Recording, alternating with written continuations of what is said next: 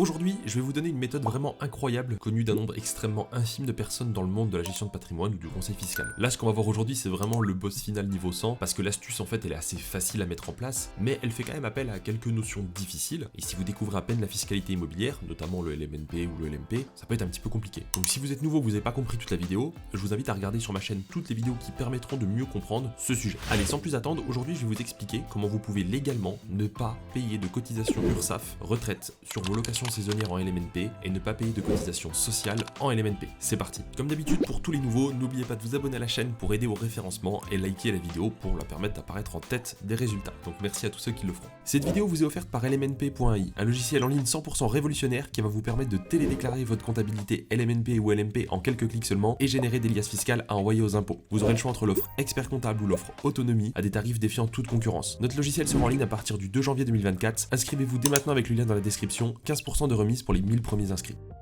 Le cas de figure et la stratégie évoquée dans cette vidéo se basent sur une réponse officielle de l'URSSAF et différents textes de loi existants. Un décret pour confirmer ou infirmer à l'avenir cette stratégie doit peut-être un jour sortir, si le gouvernement veut bien le faire. Pensez donc bien à vous faire conseiller ou accompagner par des professionnels de la comptabilité, et en aucun cas ni Aniré Patrimoine ni moi-même ne pourrions être tenus responsables en cas de désaccord in fine avec l'URSSAF suite à l'utilisation de cette stratégie. Si vous regardez la vidéo, c'est que vous êtes sûrement LMP ou au pire LMNP qui paye des cotisations sociales et que vous êtes intéressé par le sujet. Donc comme vous le savez, si vous êtes dans un cadre, notamment le LMP, vous devez obligatoirement vous affilier à l'URSSAF pour payer les cotisations sociales des indépendants sur votre résultat. Pour rappel, si votre résultat est à 0, en LMP, vous devez malgré tout payer 1162 € de cotisation annuelle. Et j'en profite pour vous donner une petite astuce, si vous êtes LMP ou que vous allez peut-être le devenir, vous pouvez vous rendre sur ce lien que je vais mettre dans la description et vous pouvez faire des simulations. Donc en fait, dans la ligne chiffre d'affaires, vous indiquez vos loyers, dans charge, toutes les charges et amortissements annuels. Encore une fois, si vous avez besoin d'aide pour planifier votre comptabilité, vous pouvez prendre rendez-vous chez nous, chez Aniré Patrimoine, et on pourra faire des simulations ensemble. Et puis, en fait, la ligne dans ce simulateur rémunération nette, elle correspondra à votre résultat et vous verrez le montant total des cotisations à payer. Dans ce cas de figure, c'est quand vous êtes LMP. Donc là, vous êtes forcément, comme on l'a dit, affilié au SSI. Donc, pour faire simple, vous allez payer 35 à 45% de cotisations sociales sur votre résultat. Et quand vous êtes LMNP et que vous avez dépassé les 23 000 € de recettes en loyer saisonnier, vous devez payer des cotisations également. Alors, c'est des cotisations qui sont moins fortes, puisque vous avez le choix entre 3 régimes. Du coup, le régime général, le régime auto-entrepreneur et travailleur indépendant, donc SSI, qui est le même que pour le LMP. Je vous mets également ce lien, c'est la plaquette de l'URSSAF qui permet de résumer le fonctionnement des 3 régimes si vous souhaitez en savoir un petit peu plus. Mais j'avais déjà fait une vidéo dans tous les cas, notamment donc sur les cotisations sociales en Airbnb que vous pouvez retrouver donc sur cette vidéo. Voici l'astuce du jour. Encore une fois, je dois créditer la personne grâce à qui cette vidéo existe. Ça s'appuie sur les travaux donc de Paul Duvaux, qui est un avocat fiscaliste, qui tient un blog en ligne et qui aime obtenir des réponses claires et précises sur nos lois, parce que vous le savez, même avec la meilleure volonté du monde, nos politiciens pondent des lois tellement complexes et absurdes les unes sur les autres que forcément on se retrouve avec des vides juridiques et même des lois qui se contredisent entre elles. C'est vraiment absurde. Dans un article publié par Paul Duvaux, il explique qu'il a posé officiellement des questions à l'URSSAF sur des sujets sans réponse. Et il présente les réponses de l'URSSAF et donne son avis personnel sur la réponse. La question posée qui nous intéresse aujourd'hui est: quel doit être le régime social des associés de SARL de famille qui exercent une activité de loueur de meublés? Si la question ne vous transcende pas et n'aiguise pas votre curiosité comme ça de prime abord, c'est pas très grave, je comprends, vous allez mieux comprendre ce que ça veut dire. Voici donc d'abord la réponse de l'URSSAF, je vous la donne en entier et ensuite je vous la vulgarise et je vous explique ce que ça veut dire. En matière sociale, le statut de loueur meublé est défini par l'article L611-1 du Code de la sécurité sociale, qui prévoit notamment l'affiliation obligatoire au régime de sécurité sociale des travailleurs indépendants, des loueurs professionnels au sens fiscal. L'étude d'impact de la loi de financement de la sécurité sociale pour 2021 qui a modifié cet article L611 précise néanmoins qu'un décret doit prévoir que lorsque la location est effectuée par le biais d'une personne morale,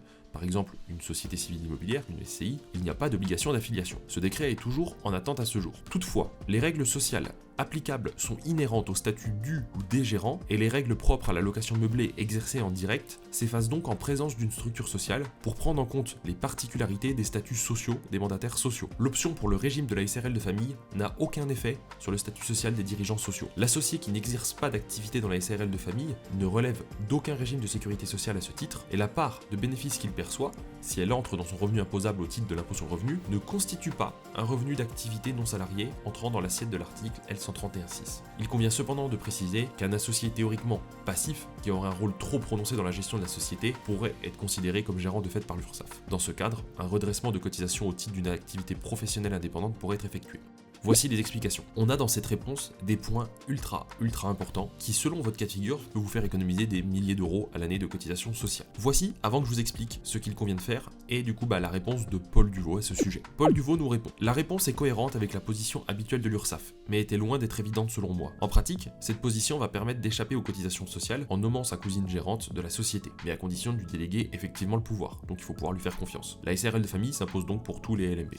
En fait, comme la SARL de famille est la seule société qui permet d'être à l'IR, donc chaque associé est ensuite imposé sur son revenu personnel au prorata de ses parts, et en fonction du résultat bien sûr, c'est évidemment le même principe que si vous avez acheté en nom propre ou en indivision. Et ça du coup, ça vient en opposition à la société à l'IS, impôt sur les sociétés, qui va être imposé sur son résultat, donc en tant que personne morale, ensuite payer de l'impôt sur les sociétés, puis éventuellement distribuer salaire ou dividendes à ses associés. Et du coup vous allez me dire, ok, il y a la SARL de famille, mais on peut aussi faire une SCI à l'IR ou à l'IS, et ça fonctionnera pareil du coup. Alors en soi, oui, vous avez raison, mais les SCI, n'oubliez pas, elles ne peuvent pas avoir plus de 10% de leurs recettes qui provient de la location meublée. Par conséquent, il n'existe bien aujourd'hui que la SARL de famille qui permet d'être en société à l'IR et pour une durée illimitée et pour faire du meublé. Pour rappel, la SARL de famille, elle peut être composée d'associés que de la même famille avec des proches en ligne directe, enfants, parents, grands-parents ou entre frères et sœurs. Vous pouvez aussi faire une SARL de famille avec votre conjoint s'il y a Pacs ou mariage. Et en fait, ce qu'on apprend aujourd'hui dans la réponse de l'URSSAF, c'est que les règles sociales qui sont donc applicables, elles sont inhérentes au statut du ou des gérants, et les règles propres à la location meublée, qui sont exercées donc en direct, elles s'effacent en présence d'une structure sociale, pour prendre en compte les particularités des statuts sociaux des mandataires sociaux. Ça veut dire que si vous êtes associé d'une SARL de famille,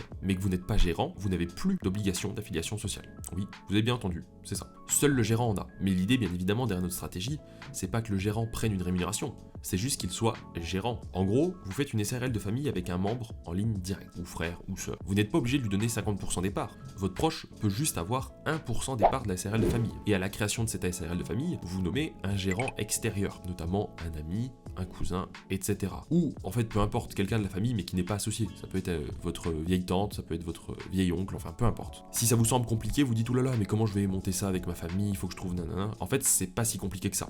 Si vous êtes marié ou pacsé, vous dites, chérie, ça te dit, on fait une SARL de famille ensemble, on sera associé à 50-50, au lieu d'acheter en indivision pour faire du LMNP.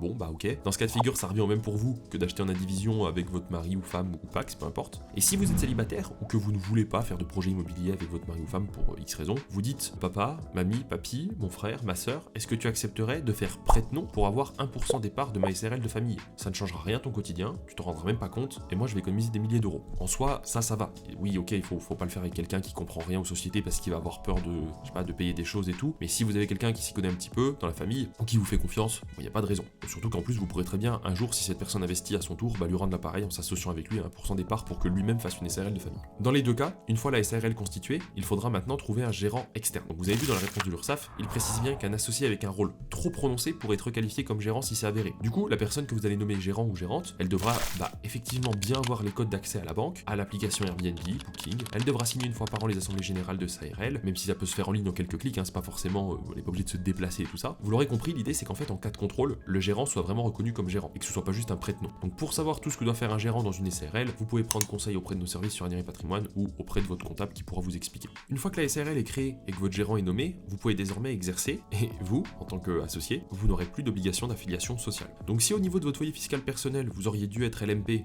sur le papier vous l'êtes, mais vous n'avez rien à déclarer à l'URSSAF, puisque l'affiliation sociale, l'obligation, s'efface au profit de la SARL de famille. Donc si votre résultat est positif, en toute logique, je dis bien en toute logique parce qu'en fait, comme les dirigeants sont incapables de prévoir une loi qui va de A à Z, là on est dans un cadre un peu hasardeux et spéculatif, vous allez probablement, du coup, déclarer, alors votre impôt sur le revenu, ça ne change rien. Si par exemple vous avez, admettons, 20 000 euros de loyer, 10 000 euros de charges et d'amortissement, donc votre résultat est de 10 000, donc si vous étiez LMNP, vous auriez eu 10 000 qui seraient ajoutés à votre impôt sur le revenu et vous auriez payé 17,2% de 10 000. Et normalement, si vous êtes LMP, les 10 000 s'ajoutent à votre impôt sur le revenu et vous payez des cotisations sociales à environ 40-42% sur les 10 000. Sauf que là, comme l'obligation d'affiliation s'efface, probablement que du coup les cotisations sociales vont à nouveau se retransformer en prélèvements sociaux. Parce que je serais surpris que le fisc vous fasse cadeau des prélèvements sociaux en plus de pas vous imposer à payer les cotisations sociales. En gros, vous seriez probablement dans ce cas-là taxé comme un LMNP. En tout cas, je pense que c'est la position qu'il faut défendre et quand vous allez faire vos déclarations comptables ou que votre comptable va faire votre liasse fiscale et vos déclarations, cotisation, c'est comme ça que vous devez vous déclarer. Pareil, si vous êtes LMNP et que vous dépassez les 23 000 € de recettes en saisonnier, vous n'aurez plus à payer vos cotisations retraite sur votre chiffre d'affaires ou sur votre résultat si vous êtes au CCI. Je précise bien que comme ce cas de figure n'est pas travaillé et légiféré jusqu'au bout, il y a des chances qu'en cas de contrôle, en premier lieu, l'URSSAF vous dise « Ouh là là, on va vous réclamer les cotisations théoriques que vous auriez dû avoir » et ensuite il faudra leur expliquer et justifier de pourquoi vous ne les avez pas payées. Si à ce moment-là vous avez besoin d'un avocat, bien évidemment je vous recommande Paul Duvaux qui a l'air d'être un ultra expert sur le sujet, mais en soi soyez rassurés, la loi c'est la loi et là vous faites rien d'illégal, vous suivez simplement la loi. C'est juste que quand il n'y a pas de cadre, c'est toujours plus hasardeux. Si il devait y avoir une suite judiciaire, alors vous seriez probablement le premier et la jurisprudence porterait votre nom. Donc dans la pratique, il y a peu de chances que ça arrive jusque-là, puisque là ça fait 2 ans et il n'y a jamais eu de procès ou de jurisprudence ou quoi qui est sorti. La question par contre qui subsiste et qui n'est pas des moindres, vous pouvez vous dire mais si je suis LMP et que je ne suis pas dans le cadre des exonérations des plus-values à court terme et que je vends mon bien, du coup qu'est-ce qui se passe? Je vais pas du coup payer de cotisation sociale sur ma plus-value à court terme? Pas de réponse, mais en toute logique non, puisque du coup vous êtes exempté. Je pense que dans ce cas de figure, 2 options. Soit votre notaire ne sait pas tout ça, il vous taxe comme un particulier, donc avec la plus-value des particuliers. Si vous êtes taxé comme un LMP, vous allez donc avoir la plus-value court terme qui va être imposée à l'impôt sur le revenu. Par contre, sur la partie cotisation, normalement du coup vous n'en payez pas. Et vous ne paierez pas non plus de prélèvements sociaux, puisque ça c'est réservé aux plus-values des particuliers. Donc en toute logique, c'est une super niche fiscale également au niveau de la vente pour les gens qui auraient des plus-values à court terme.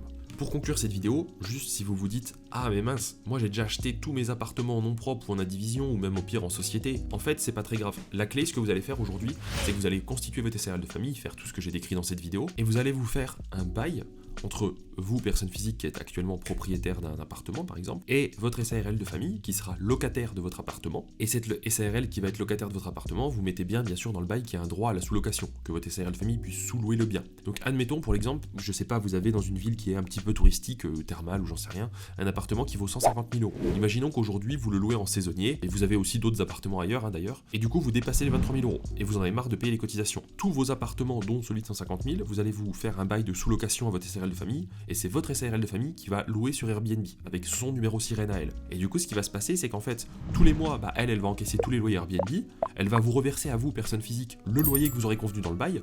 Donc l'idée c'est, alors de pas être trop bas parce que ça peut être considéré comme de l'abus de droit, mais de mettre un loyer plutôt minime, on va dire. Vous voyez par exemple si votre appartement il vaut 150 000, vous mettez un loyer à 500 € ou 600 €. C'est pas déconnant par rapport à la moyenne nationale. Et puis en même temps, du coup le reste des bénéfices de Airbnb c'est la SARL qui l'engrange. Et puis en fait, l'un dans l'autre ça a aucune importance puisque in fine, comme les deux sociétés vous êtes imposées en nom propre, comme en LMNP, comme si vous étiez en LMNP, c'est le mix en fait de vos deux résultats comptables qui va former le résultat comptable final. Et du coup, même si la SARL de famille par exemple est en bénéfice et que du coup vous personne physique, comme vous louez un loyer bas, vous êtes en déficit, ou en tout cas que vous avez des amortissements excédentaires, l'un dans l'autre ça va se réguler et se remettre à zéro. Donc vous n'allez pas perdre d'argent en faisant ça. Donc ça c'est une super astuce pour, si vous avez déjà des appartements, pouvoir squeezer les cotisations facilement dès aujourd'hui. Pour définitivement conclure cette vidéo, comme vous l'avez vu dans le texte, un décret pour éclaircir tout cela est en attente, comme dit l'URSSAF. Ça va faire aujourd'hui plus de 2 ans et toujours rien. Donc à mon avis ce décret verra jamais le jour et le nombre de gens qui l'utilisent sont tellement minimes que c'est loin d'être une priorité pour le gouvernement. Je vous dis à tous, merci d'avoir suivi la vidéo, n'oubliez pas de la liker et vous abonner à la chaîne et je vous dis à très vite pour de nouveaux contenus.